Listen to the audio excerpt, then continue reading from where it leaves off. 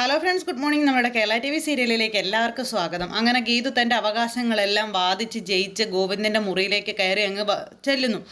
രാധികയൊക്കെ നോക്കി നിൽക്കാനേ നിവൃത്തിയുണ്ടായിരുന്നു. എന്നിട്ട് ഓരോരുത്തരുടെ കയ്യിലേക്ക് ആ പേപ്പറിൻ്റെ കോപ്പികളങ്ങ് കൊടുത്തു. പിടിച്ചോ പിടിച്ചോ എന്നും പറഞ്ഞു. എന്നിട്ട് നമ്മുടെ രാധികയെ തകർത്തങ്ങനെ നിൽക്കുക. എല്ലാവരും കോപ്പി കൈപ്പറ്റിയല്ലോ അല്ലേ എന്നും പറഞ്ഞ് ഗീതു ഇങ്ങനെ നിൽക്കുമ്പോൾ രാധിക അത് വലിച്ചെറിഞ്ഞു. അയ്യോ, കളഞ്ഞു. കോടതി ഉത്തരവ് വലിച്ചെറിയരുത് കേട്ടോ. കോടതി അലക്ഷ്യം. സെക്ഷൻ അറിയണോ എന്നൊക്കെ ഗീത് ചോദിച്ചപ്പോൾ ഗോവിന്ദൻ ഇങ്ങനെ തലയും ഇതാക്കിക്കൊണ്ട് ഇങ്ങനെ നിൽക്കാം. അപ്പോഴേക്കും എന്താ ഇവിടെ പ്രശ്നം, ആരാ നിലവിളിച്ചതെന്ന് ചോദിച്ചുകൊണ്ട് ബാക്കിയുള്ളവരെല്ലാവരും കൂടെ ഓടി വന്നു. അപ്പോഴേക്കും ഗീതുപ്പാപ്പ രാധികാമ്മയുടെ കഴുത്ത് ഞെരിച്ചോ? ഗീതുപ്പാപ്പ എന്താ പ്രശ്നം, നിന്റെയാണല്ലോ ശബ്ദം കേട്ടതെന്നും പറഞ്ഞ് അവർ വരുന്നത്. ഞാൻ നിയമപരമായി പ്രതിഷേധിച്ചതാണെന്ന് നേരം ഗീതു പറഞ്ഞു. എന്താ കുഞ്ഞെ രാധികാമ്മ, ഇവിടെ എന്താ സംഭവം എന്ന് അയ്യപ്പേട്ടൻ ചോദിച്ചു. അപ്പോൾ നിൽക്കുന്ന പ്രശ്നക്കാരി അങ്ങോട്ട് ചോദിക്കാൻ പറഞ്ഞു രാധികാമ്മ. ആദ്യം കോടതി ഉത്തരവ് നിങ്ങൾ എല്ലാവരും വായിക്കാൻ പറഞ്ഞു. ആ കോടതി ഉത്തരവോ എന്നും പറഞ്ഞു നിൽക്കുമ്പോൾ എല്ലാവരുടെയും കയ്യിലേക്ക് ഗീതു അതങ്ങ് കൊടുത്തു. ദാ വായിക്കെന്നും പറഞ്ഞു. നീ എന്താ ഈ കാണിക്കുന്നതെന്ന് ഗോവിന്ദൻ ചോദിച്ചപ്പോൾ, അല്ല, എന്നെ പുറത്താക്കാൻ രാധികാമ്മയും വരുണും ശ്രമിക്കുകയാണെന്നും അതിന് ഞാൻ സമ്മതിക്കില്ല എന്നും പറഞ്ഞു. അപ്പം നിങ്ങൾ തമ്മിൽ ഒരുമിച്ച് ജീവിക്കാൻ കോടതി ഉത്തരവൊക്കെ വേണോ മോളെ, അത് നിങ്ങളങ്ങ് തീരുമാനിച്ചാൽ പോരെന്ന് ചോദിച്ചു അയ്യപ്പേട്ടൻ. അയ്യോ, അത് പോരെ അയ്യപ്പേട്ടാ, ഇനിയിപ്പോൾ കോടതി പറഞ്ഞാൽ മാത്രമേ എന്തെങ്കിലും ഇവിടെ ചെയ്യാനായിട്ട് പറ്റത്തുള്ളൂ എന്ന് ഗീതു എന്നും പറഞ്ഞു ഗോവിന്ദൻ ഇങ്ങനെ നിൽക്കുക. പിന്നെ രഘചി കുടുംബ കോടതിയിൽ പോയി ഒരു ദിവസം നിൽക്കണം. എന്തൊക്കെ വെറൈറ്റി കേസുകളാണെന്നറിയോ അവിടെ വരുന്നത്. രേഖച്ചിക്ക് ന്യായമായി വരുണേട്ടന് നേരെ ഒരു കേസ് കൊടുക്കാവുന്നതേ ഉള്ളൂ എന്ന് പറഞ്ഞപ്പോൾ വരുൺ ഞെട്ടി. രേഖ ചിരിക്കുക. വിവാഹം കഴിഞ്ഞിട്ട് 2-3 വർഷമായിട്ടും ഭർത്താവോ ഭർത്തൃധർമ്മം പാലിക്കുന്നില്ല എന്നുള്ള പരാതി കൊണ്ടുപോയി കൊടുക്കാൻ പറഞ്ഞു. അതെ, വേണമെങ്കിലേ ഗാർഹിക പീഡനം കൂടി അങ്ങ് ചേർത്ത് കൊടുത്തോളാൻ പറഞ്ഞു. അമ്മയും മോനും കൂടെ അങ്ങോട്ടും ഇങ്ങോട്ടും ഇങ്ങനെ നോക്കുക പെട്ടു. ആ സമയം കേസൊക്കെ ഞാൻ വാദിച്ച് ജയിപ്പിച്ച് തരാമെന്ന് രേഖച്ചിക്ക് ഉറപ്പായിട്ടും ഇതുപോലൊരു കോടതി ഉത്തരവും വാങ്ങി തരാമെന്ന് പറഞ്ഞു. ഇതൊക്കെ കേട്ട് വരുൺ ഇങ്ങനെ ഞെട്ടി നിൽക്കുമോ. അതൊക്കെ ഇങ്ങനെയാണ് നോക്കുന്നത് ഗീതുവിനെ. കോടതി പറഞ്ഞാൽ പിന്നെ പറഞ്ഞതുപോലെ തന്നെ ചെയ്യാതിരിക്കാൻ പറ്റില്ല അല്ലേ ഗീതു പാപ്പ എന്ന് കാഞ്ചന ചോദിച്ചപ്പോൾ, തെറ്റിച്ചാൽ പിന്നെ ജയിലിലാണെന്ന് പറഞ്ഞു. അതിന് ഗീതുമോൾക്ക് കോടതി ഉത്തരവ് കിട്ടിയല്ലോ, ഇനിയിപ്പോൾ അവർക്ക് ഒന്നിച്ച് താമസിക്കാമല്ലോ എന്ന് അയ്യപ്പേട്ടൻ. ഇതിനിടയിൽ നമ്മളെന്തിനാ ഇവർക്ക് ശല്യമായിട്ട് വരുന്നതെന്നൊക്കെ അയ്യപ്പേട്ടൻ ചോദിച്ചേ. ഇനി ഞങ്ങളുടെ മുറിയിൽ ആരും ഒളിഞ്ഞു നോക്കരുത് എന്നൊരു ഉത്തരവും കൂടി വാങ്ങിക്കണം എന്നും ഗീതു അവിടെ നിന്ന് പറയാം. എങ്കിൽ ആദ്യം അകത്താകുന്നത് കാഞ്ചനയായിരിക്കും നമ്മുടെ രേഖ. അയ്യോ, കാഞ്ചനക്കയ്ക്ക് മാത്രമല്ല, ഇവിടെ വേറെ ചിലർക്കും ആ ഒരു സൂക്കേടൊക്കെ ഉണ്ടെന്ന് നമ്മുടെ ഗീതു പറഞ്ഞു. ചികിത്സിക്കണം എന്നും പറഞ്ഞ് നമ്മുടെ ഗീതു ഇങ്ങനെ അവിടെ നിൽക്കുക കേട്ടോ. ആ സമയത്ത് എന്നും പറഞ്ഞ് തലയാട്ടിക്കൊണ്ട് കാഞ്ചന, അയ്യപ്പേട്ടാ ഇതൊരെണ്ണം മുൻവാതിലിൽ കൂടി ഒട്ടിച്ചോളാൻ പറഞ്ഞ് കൊടുക്കുമ്പം, എടോ താൻ ഇത് അവിടെ എങ്ങാനും ഒട്ടിച്ചാൽ വിവരം അറിയുന്ന അയ്യപ്പേട്ടനോട് പറയാ ഗോവിന്ദേട്ടൻ. എന്നാൽ ഇത് ഗേറ്റിൽ ഒട്ടിച്ചാൽ മതി എന്നും പറഞ്ഞ് ഗീതു അകത്തേക്ക് കയറി പോവുക. ഈ സമയം രാധിക ഗീതുവിനെ പിടിച്ചു നിർത്തിയിട്ട്, നീ എന്താടി വിചാരിച്ചു വെച്ചിരിക്കുന്നത്, നിനക്ക് കിട്ടിയത് കോടതിയുടെ ഫൈനൽ ഉത്തരവാണെന്നോ? ചുമ്മാതാ. അടുത്ത ഹിയറിംഗ് കഴിയുന്ന നാൾ നിനക്ക് ഈ വീട്ടിൽ കാല് കുത്തേണ്ടി വരില്ല എന്ന് രാധിക ഗീതുവിനെ വെല്ലുവിളിക്കുന്നു. എല്ലാ ബന്ധവും അവസാനിപ്പിച്ചിരിക്കും എന്നുള്ള കാര്യവും പറഞ്ഞു. ഗോവിന്ദൻ ഇങ്ങനെ നോക്കുവാണേ. അതും പറഞ്ഞ് രാധിക അവിടെ നിന്ന് അങ്ങോട്ടേക്ക് പോയി. അന്നേരത്തേക്കും കാഞ്ചന ഒരു ചിരിയൊക്കെ ചിരിച്ചിങ്ങനെ നിൽക്കുന്നു. എന്തായാലും ആ ഒരു സംഭവം കഴിഞ്ഞവരെല്ലാവരും പോയപ്പോൾ, ഇനി എനിക്ക് എൻ്റെ കണ്ണേട്ടനൊപ്പം സന്തോഷമായിട്ടിരിക്കണം, എല്ലാവരും പൊയ്ക്കേ എന്ന് പറഞ്ഞുകൊണ്ട് ഗീതു എല്ലാവരും ഓടിച്ചു വിടുക. അങ്ങനെ ഗീതു ഇവരുടെ എല്ലാം മുന്നിൽ വെച്ച് വാതിലടച്ചു. അപ്പോൾ പോയി കിടന്ന് ഉറങ്ങുക കാഞ്ചന എന്ന് അയ്യപ്പേട്ടൻ കാഞ്ചനയോട് പോട്ടെ എന്നും പറഞ്ഞുകൊണ്ട് കാഞ്ചന അവിടെ നിന്ന് അങ്ങോട്ടേക്ക് പോയി കേട്ടോ. ഈ സമയത്ത് അയ്യപ്പേട്ടനും അതുപോലെ തന്നെ രേഖയും ഗീതു പിടിച്ചെടുത്ത് കെട്ടിയല്ലോ എന്ന് പറഞ്ഞു. അപ്പോൾ അവൾ മിടിക്കുക മോളെ, മിടിക്കുകയാണെന്ന് പറയുക അയ്യപ്പേട്ടൻ രേഖയോട്. അങ്ങനെ അവർ രണ്ടുപേരും അങ്ങ് പോയി. ഈ സമയത്ത് മുറിയിലെത്തി ഗോവിന്ദൻ കിടക്കുന്നതിൻ്റെ അടുത്ത് ഗീതു ഓടി ചെന്ന് കട്ടിലേക്ക് കയറി കിടക്കുന്നു. എന്നിട്ട് തലേണ്ണയൊക്കെ എടുത്ത് ഇങ്ങനെ വെക്കുക. അപ്പോൾ തലേണ്ണയൊക്കെ എടുത്ത് വെച്ചപ്പോൾ ഇതെന്തി കാണിക്കുന്നതെന്ന് ചോദിച്ചു. ഞാൻ എൻ്റെ സുരക്ഷ നോക്കണ്ടേന്ന് ഗോവിന്ദൻ ചോദിക്കാം. അതെ, എന്തായാലും ഇനി തലേണ്ണ വെക്കരുതെന്ന് ഞാൻ ഇപ്പോൾ ഉത്തരവിട്ട് തരാമെന്നും പറഞ്ഞുകൊണ്ട് നമ്മുടെ ഗീതു ഫോൺ എടുക്കാൻ പോകുമ്പോൾ, അതെ നീ വിളിക്കുക, അത്തരത്തിലുള്ള ഉടായ്പൊന്നും എൻ്റെ അടുത്ത് വേണ്ട.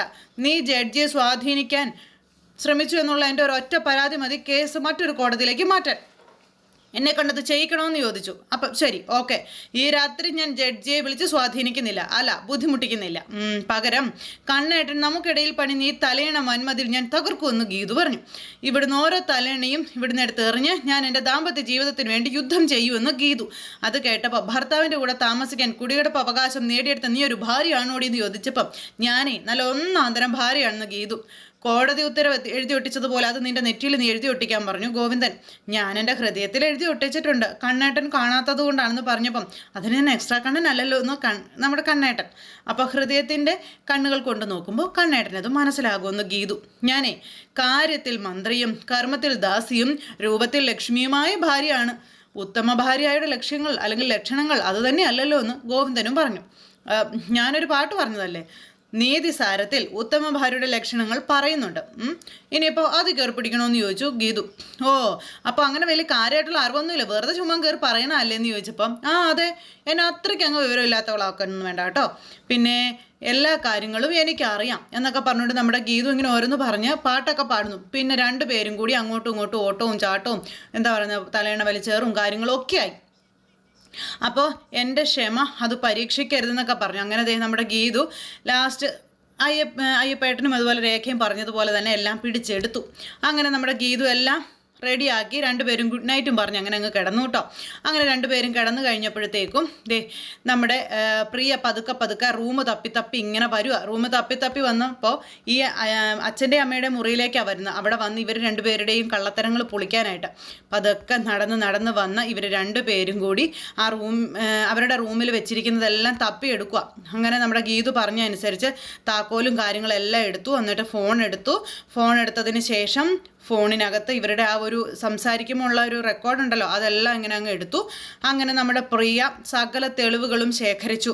അപ്പോൾ ആരാണ് ഇതിനകത്ത് ചതിച്ചതെന്നുള്ള കാര്യം കണ്ടുപിടിക്കണമല്ലോ. അപ്പോൾ ഈ പ്രിയ അകത്ത് കയറി ചെന്നപ്പോൾ തൊട്ട് അവിടെ ഇതെല്ലാം തപ്പി പരതുന്ന സമയത്തും എല്ലാം ഈ പിച്ചും പെയ്യും പറയുവാണ് ഉറക്കത്തിൽ ഭദ്രൻ കിടന്ന്. അപ്പോൾ ഇടയ്ക്കിടയ്ക്ക് പ്രിയ ഇങ്ങനെ ഞെട്ടുന്നുണ്ട്, കാരണം പണി കിട്ടുമെന്നുള്ളൊരിതിൽ. അപ്പോൾ സ്വന്തം മകളെ ചതിച്ചിട്ട് കൂർക്കം വലിച്ചു കിടന്ന് ഉറങ്ങുന്നൊരു അമ്മയും അച്ഛനും അതിനുള്ള പണി ഞാൻ ശരിയാക്കിയിട്ടുണ്ടെന്ന് നമ്മുടെ പ്രിയ പറയാം. ഇതൊന്നും അറിയാതെ പാവം ദുഷ്ടയായ അമ്മ കിടക്കുന്ന കിടപ്പ് കണ്ടില്ലേന്ന് പ്രിയ. നേരെ ഒന്ന് വെളുത്തോട്ടെ, പത്മശ്രീ ഒന്ന് കത്തിച്ച് കൊടുക്കുക ഞാൻ എന്നും പറഞ്ഞുകൊണ്ട് പ്രിയ എന്നിട്ട് അവിടെ നിന്ന് അങ്ങോട്ടേക്ക് പോവാം. അതും പറഞ്ഞു പ്രിയ അങ്ങ് പോയി. നേരം വെളുത്തു കഴിഞ്ഞിട്ട് ഇങ്ങനെ നമ്മുടെ ഗോവിന്ദൻ എഴുന്നേറ്റ് വരും. അവൾ എഴുന്നേൽക്കുന്നതിന് മുന്നേ എനിക്ക് എൻ്റെ കാര്യം നോക്കി പോകണം എന്നും പറഞ്ഞുകൊണ്ട് ഗോവിന്ദൻ എഴുന്നേറ്റ് കുളിക്കാനായിട്ട് ബാത്റൂമിലേക്ക് പോകുന്ന സമയത്ത് നമ്മുടെ ഗീതു കുളിയൊക്കെ കഴിഞ്ഞ് ഈറനായി ഇങ്ങനെ വരുന്നു. അങ്ങനെ ഈറനായി ഗോവിന്ദൻ്റെ മുന്നിൽ വന്ന് നിൽക്കുന്ന ഗീതുവിനെ കണ്ടപ്പോൾ ഗോവിന്ദൻ്റെ കിളി പോയി. ഗോവിന്ദൻ ഒരു നിമിഷത്തേക്ക് ഇങ്ങനെ വല്ലാണ്ടായിട്ട് ഇങ്ങനെ നിൽക്കുക. അപ്പോഴത്തേക്കും ഗീതു തിരിഞ്ഞങ്ങോട്ട് നിന്നു. ഗോവിന്ദൻ ഇത് കണ്ടല്ലോ എന്നോർത്ത്, ഗോവിന്ദൻ ഇല്ലെന്നോർത്താണ് നമ്മുടെ ഗീതു അങ്ങോട്ടേക്ക് ചെന്നത്. അപ്പോൾ അത് പിന്നെ ഞാൻ അറിയാതെ എന്നൊക്കെ പറഞ്ഞുകൊണ്ട് ഇങ്ങനെ നമ്മുടെ ഗോവിന്ദൻ ഇങ്ങനെ നിൽക്കുമ്പോൾ മാറാ എന്ന് പറഞ്ഞുകൊണ്ട് ഇവർ രണ്ടുപേരും കൂടെ അങ്ങോട്ടും ഇങ്ങോട്ടും മാറെന്ന് പറഞ്ഞുകൊണ്ട് നിൽക്കുക. അപ്പോൾ മാറാന്ന് ഗോവിന്ദൻ പറഞ്ഞപ്പോൾ മാറ് എന്ന് ഗീതു. എന്തിനാ പിന്നെ ഇവിടെ നിൽക്കുന്നതെന്ന് ഗീതു അന്നേരം ചോദിച്ചേ. അവർ രണ്ടുപേരും ഇങ്ങനെ വല്ലാണ്ടായി നിൽക്കുക, രണ്ടുപേരും അതെ. അപ്പോൾ അത് പിന്നെ തല നന്നായിട്ട് തോർത്തണം, ഇല്ലെങ്കിൽ പനി പിടിക്കുന്നു ഗോവിന്ദൻ ഗീതുവിനോട്. ശരി എന്ന് ഗീതു പറഞ്ഞു. തോർത്തിക്കോളാവെന്നും പറഞ്ഞു ഗീതു ഇങ്ങനെ അവിടെ നിൽക്കുക കേട്ടോ. ശരി എന്നും പറഞ്ഞു ഗോവിന്ദൻ അന്നേരം അവിടെ നിന്ന് അങ്ങോട്ടേക്ക് പോയി. ഗോവിന്ദൻ ഒട്ടും പ്രതീക്ഷിച്ചില്ല ഇങ്ങനെ ഒരു ട്വിസ്റ്റ്. ഈ സമയത്ത് സത്യം പറ, എന്നെ പ്രകോപിപ്പിക്കാൻ വേണ്ടിയിട്ടല്ലേ നീ ഈ വേഷത്തിൽ എൻ്റെ മുന്നിൽ വന്ന് നിന്നത് എന്ന് ഗീതുവിനോട് ഗോവിന്ദൻ ചോദിച്ചപ്പോൾ പ്രകോപനമല്ല കണ്ണേട്ടാ, പ്രലോഭനം, മനസ്സിലായോ എന്ന് ചോദിച്ചു. കോപയ്ക്ക് പകരം ലോപ, മനസ്സിലായോ, പ്രലോഭനം എന്നും പറഞ്ഞ് ഗോവിന്ദനോട് പറയുമ്പോൾ ഗോവിന്ദൻ തിരിഞ്ഞു. പിന്നെയും ഗോവിന്ദൻ വെളുപ്പാൻ കാലത്ത് എഴുന്നേറ്റ് അതെ എന്നെ ക്യാമറ കാണിച്ച് ഗ്ലാമർ പഠിപ്പിക്കാൻ പറയട്ടെ, ഇതിലൊന്നും ഞാൻ വീഴത്തില്ലെന്ന് പറഞ്ഞു ഗോവിന്ദൻ. ഇതിലൊന്നും ഞാൻ വീഴില്ല എന്ന് പറഞ്ഞപ്പം ഏതിലാണെന്ന് ചോദിച്ചു ഗീതു. അപ്പോൾ ഇങ്ങനെ ഓരോന്ന് കാണിച്ചുകൊണ്ട് നിൽക്കുക. ഏതിലാ വീഴാത്തെന്ന് പറ കണ്ണേട്ടാന്ന് ഗീതു. ഗോവിന്ദൻ അന്നേരം തിരിഞ്ഞു നിന്നു. എന്തൊരു കഷ്ടമാണ്, ഇതിന് നാണമാനൊന്നും ഇല്ലെന്ന് ഗോവിന്ദൻ ചോദിച്ചപ്പോൾ മിസ്റ്റർ ബ്രഹ്മചാരിയായി കൂടുതലായി നടിക്കൊന്നും വേണ്ട കണ്ണേട്ടാ.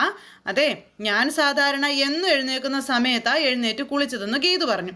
പിന്നെ എൻ്റെ സീൻ കാണാൻ വേണ്ടിയിട്ട് കണ്ണേട്ടൻ നേരത്തെ അലാറം വെച്ച് എഴുന്നേറ്റ് തലേന്ന് ഗീതു ചോദിച്ചപ്പോൾ അയ്യേന്ന് പറഞ്ഞ് നിൽക്കും ഗോവിന്ദൻ. എനിക്ക് മനസ്സിലായി കേട്ടോ എന്ന് ഗീതു പറയാം. അയ്യോ ഞാനോ, എന്നെ ഈ പറയുന്നേ ഇപ്പോൾ അവിടെ നിന്നും പറഞ്ഞ് ഗീതു കള്ള കണ്ണനെ ഞാൻ നല്ല ചുട്ടാട്ടി വെച്ച് തരുമെന്നൊക്കെ ഗീതു ഗോവിന്ദനോട് പറഞ്ഞിട്ട് അവിടെ നിന്നൊരു ഓട്ടോ ഓടി. ഈ സമയത്ത് ഗോവിന്ദൻ തിരിഞ്ഞു നോക്കിയപ്പോൾ ഗീതു ചിരിച്ചുകൊണ്ട് അങ്ങ് പോയി. അന്നേരം പോയോ സമാധാനം എന്നും പറഞ്ഞു ഗോവിന്ദൻ ഇങ്ങനെ നിൽക്കുക. നാണക്കേടായി പോയി എന്നും പറഞ്ഞുകൊണ്ട് ഗോവിന്ദൻ ഇങ്ങനെ തലയാക്കി ഇടിപ്പിച്ചും ഇങ്ങനെ ചമ്മി നിൽക്കുന്നു. ഒഴിവാക്കാൻ നിൽക്കിയിട്ടും ഇവളെൻ്റെ തലയിലാവുമോ ഇന്നത്തെ ദിവസം, എൻ്റെ ദൈവമേ മൊത്തത്തിൽ എന്നും പറഞ്ഞുകൊണ്ട് നിൽക്കണം. ഈ സമയം നമ്മുടെ ഗീതു കുളിയൊക്കെ കഴിഞ്ഞ് ഒരുങ്ങി വന്നിട്ട് ബാക്ക്ഗ്രൗണ്ടിൽ ഏത് പാട്ട് പ്ലേ ചെയ്യും, അങ്ങനെ ഞാൻ ഗോവിന്ദേട്ടനെ എങ്ങനെ മയക്കി എടുക്കും എന്നൊക്കെ ചോദിക്കാം. ആ സമയം നമ്മുടെ ഗീതുവിൻ്റെ പ്രതിബിംബം വീണ്ടും വന്നു. അപ്പോൾ അങ്ങനെ പ്രതിബിംബം വന്നിട്ട് നമ്മുടെ ഗീതു നിൽക്കുന്നത് കണ്ട് ഗീതുവിനോട് സംസാരിക്കുന്നു. അപ്പോൾ ഗോവിന്ദനുമായിട്ടുള്ള ഗീതുവിൻ്റെ പ്രണയം, ഇഷ്ടം ഇതെല്ലാം ഇങ്ങനെ അങ്ങോട്ടും ഇങ്ങോട്ടും പറയുമ്പോൾ എനിക്കെല്ലാം മനസ്സിലാകുന്നുണ്ട് എന്നൊക്കെ പ്രതിബിംബം പറയാം. ഇടി കള്ളി, നിൻ്റെ മനസ്സ് നിറച്ച് നിൻ്റെ കണ്ണേട്ടനാണെന്ന് പറഞ്ഞു. അപ്പോൾ ഞാൻ കണ്ണേട്ടൻ എങ്ങനെയാണ് ചായ കൊണ്ടിരുന്നത് എന്നൊക്കെ എന്നിട്ട് ഒരു നിമിഷം അവിടെ നിന്ന് ഇങ്ങനെ ആലോചിക്കുക. അപ്പോൾ പഴയ കാര്യങ്ങളെല്ലാം പ്രതിബിംബം നമ്മുടെ ഗീതുവിനെ ഓർമ്മപ്പെടുത്തിയപ്പോഴാണ് ഗീതു ഇതെല്ലാം ആലോചിക്കുന്നത്. എന്നിട്ട് പഴയ കാലങ്ങളിൽ എങ്ങനെയാണോ ചായ കൊണ്ടേ കൊടുത്തിരുന്നത്, അതിനുശേഷം നമ്മുടെ മേഡം പറഞ്ഞതിന് ശേഷം എങ്ങനെയാണോ ചായ കൊണ്ട കൊടുത്തിരുന്നത്, ഇതെല്ലാം നമ്മുടെ ഗീതു ആലോചിക്കാം. എന്നിട്ട് ഗീതു ഇങ്ങനെയൊക്കെ ഓരോന്നോർത്ത് ചമ്മിങ്ങി നിൽക്കാം. അപ്പം ചായ കുടിക്കണേ, ചായ കുടി, അങ്ങനെ റിഹേഴ്സലൊക്കെ എടുക്കുക കണ്ണേട്ടന് ചായ കൊടുക്കാനായിട്ട്. അതും പ്രതിബിംബം തൊട്ടപ്പുറം നിൽപ്പുണ്ട്. ഇങ്ങനെ രണ്ടുപേരും കൂടെ അങ്ങോട്ടും ഇങ്ങോട്ടും ചായ കൊടുക്കാനുള്ള വഴികളൊക്കെ പറയുക. അങ്ങനെ ഗീതുവും പ്രതിബിംബവും കൂടെ സംസാരിച്ച് ഗീതുവിന് ശരിക്കും നമ്മുടെ ഗോവിന്ദനോട് പ്രണയം. എന്നിട്ട് നല്ല സൂപ്പർ ഒരു പാട്ടൊക്കെ അങ്ങ് വന്നു. ഗീതു ആ പാട്ടിനനുസരിച്ച് ഇങ്ങനെ ഡാൻസ് കളിക്കുന്നു. അങ്ങനെ ഓരോന്നൊക്കെ നിന്ന് കാണിക്കുന്നു. അങ്ങനെയൊക്കെ ഓരോന്ന് കാണിക്കുകയും ഓരോ കാര്യങ്ങളൊക്കെ ചെയ്തുകൊണ്ടിരിക്കുന്ന സമയത്ത് ഗോവിന്ദ് കുളിച്ചിട്ട് ഇങ്ങ് ഇറങ്ങി വരുമ്പോൾ ഈ കാഴ്ചയൊക്കെ കാണും. ഇത് കണ്ടപ്പോൾ ഡീ എന്ന് പറഞ്ഞൊരു വിളി. നീ എന്താടി കാണിക്കുന്നതെന്ന് ചോദിച്ചു.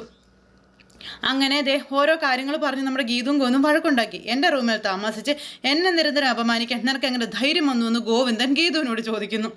അപ്പോൾ ഗോവിന്ദൻ ഇങ്ങനെ നോക്കുമ്പോൾ ഗീതു ഇങ്ങനെ വിളറി നിൽക്കുക കേട്ടോ കണ്ണാടിയുടെ മുമ്പിൽ നിന്ന്. നീ എന്തൊക്കെ ഗോഷ്ടി അടി കാണിക്കുന്നതെന്ന് ചോദിച്ചപ്പോൾ കണ്ടോ ഇങ്ങനെ നന്നാവില്ല എന്നുള്ളത് നീ കണ്ടില്ലേ എന്ന് കണ്ണാടികൾ നോക്കി ഗീതുവിനോട് ചോദിക്കുമ്പോൾ ആരോടാന്ന് ചോദിച്ചു. ചങ്കെടുത്ത് കാണിച്ചാലും അയ്യേ ചെമ്പരത്തി പൂവാണെന്ന് എൻ്റെ കെട്ടിയും പറയുമെന്ന് ഗീതു. അപ്പോൾ നീ ഈ കാണിക്കുന്ന ചേഷ്ടകൾ മൊബൈലിൽ പകർത്തി കോടതിയിൽ കാണിച്ചാലേ നിനക്ക് ഭ്രാന്താണെന്ന് ഏത് ജഡ്ജി സമ്മതിച്ചോളൂ എന്ന് പറഞ്ഞു ഗോവിന്ദൻ. എന്നാലേ നമ്മുടെ ചേഷ്ടകൾ പകർത്താൻ ഒരു വീഡിയോ ക്യാമറ എടുത്തുകൊണ്ട് വരാൻ നിങ്ങളുടെ രണ്ടാനമ്മയോട് പറ. എന്നിട്ടേ നമ്മുടെ കട്ടിലിൻ്റെ അടിയിൽ പതുങ്ങിയിരിക്കട്ടെ അവരെന്ന് പറഞ്ഞു ഗീതു. അമ്മയും ഞാനും അത്രയ്ക്ക് ചീപ്പല്ലാത്തത് കൊണ്ട് മാത്രമാ കോടതിയിൽ നിന്റെ വാദം ജയിച്ചതെന്ന് പറഞ്ഞു നമ്മുടെ ഗോവിന്ദൻ. അയ്യോ ചീപ്പല്ല. എൻ്റെ കള്ളയൊപ്പിട്ട് കേസ് എടുപ്പിച്ചതിലും വലിയ ചീപ്നെസ് ലോകത്തിൽ ഒരു അമ്മായിമ്മയും മരുമക്കളോട് കാണിച്ചിട്ടുണ്ടാവില്ല. അയ്യേ, അതിന് നിന്നെ ആരും മരുമകളായിട്ട് കൂട്ടിയിരിക്കുന്നു. നീ വെറും കോൺട്രാക്റ്റ് എന്ന് വീണ്ടും ഗോവിന്ദൻ പറയുമ്പോൾ ഗീതു ഇങ്ങനെ രൗദ്രഭാവം പൂണ്ട് ഇങ്ങനെ നിൽക്കുന്നിടത്ത് ഇന്നത്തെ കഥ അവസാനിച്ചു. അപ്പോൾ എല്ലാവരും ഇന്നത്തെ അടിപൊളി എപ്പിസോഡ് കാണാൻ മറക്കരുത്. അപ്പോൾ എല്ലാവർക്കും നല്ലൊരു ദിവസം ആശംസിക്കുകയാണ്. എല്ലാവരുടെ സപ്പോർട്ടിനും സ്നേഹത്തിനും ഒത്തിരി നന്ദി ഹൃദയത്തിൻ്റെ ഭാഷയിൽ അറിയിക്കുന്നു.